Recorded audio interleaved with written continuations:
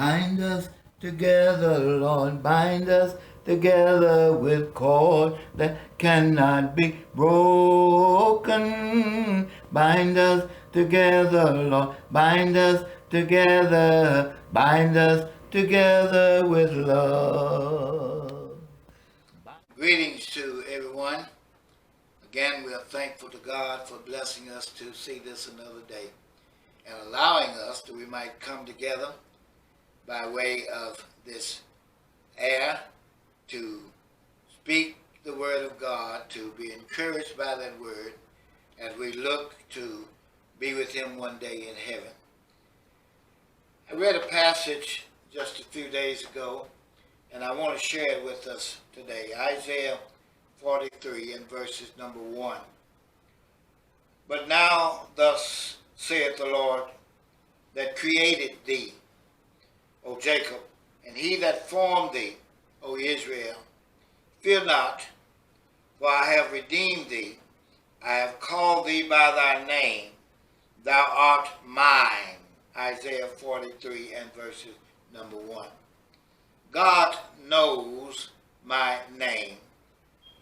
It is an amazing and a wondrous thing to know that the God of all creation recognizes us as individuals.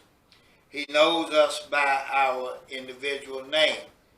We even told in Psalms 139 that he knew us even before we were formed in secret. God knows our name. God cares for us to the point that he takes notice of each one of us individually. Now, since he knows us, he created us, and he knew that we were going to sin. He knew that we were imperfect creatures. And since I have sinned and we have sinned, and God's love for us would not have us to be destroyed or suffer the consequences of sin, the Lord came down from heaven, was born of the Virgin Mary. He came down past all of his creations in the universe, down past the planets, down past the Mars, down past the moon, down past the stars.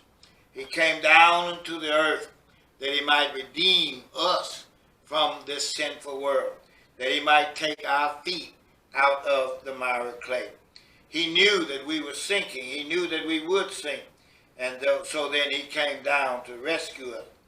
And he comes down to give himself a ransom for us. He died upon the cross. He knows us, and he wants us to be redeemed from sin by us obeying his word. When we give ourselves to obedience to his word, God writes our name in his book of life. And in that book of life, then when he comes to look at the world, to judge the world, those names that are found in the book of life will be those that he called to go with him, to be with him throughout all ages. Revelations 20, verses number 15, it says, whosoever was not found in the book of life was cast into the lake of fire. It is not the Lord's will that we should be destroyed, but it's his will that we should be saved. So today, because he knows us, if we want to be with him, let us do what he would have us to do. Let's obey his word, that we might be found in his book of life. And when he calls man to give an account for himself, we will be recorded in that book, that he will recognize us as his own and give us a place with him in eternity, the Lamb's book of life, a place in eternity, a place in heaven. God knows our name. He knows my name, and he knows your name, and he knows that he is desired that we'd all be saved. I pray we'll take advantage of what the Lord has done, that is giving himself that we might know him today and come to know him by obeying his word. And then he will call us to be with him throughout the ages to come in that day when he comes to judge the world. I pray we will do that today.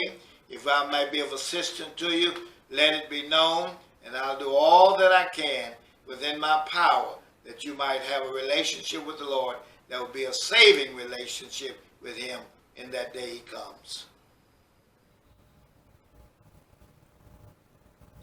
Bind us together, Lord, bind us together with cord that cannot be broken. Bind us together, Lord.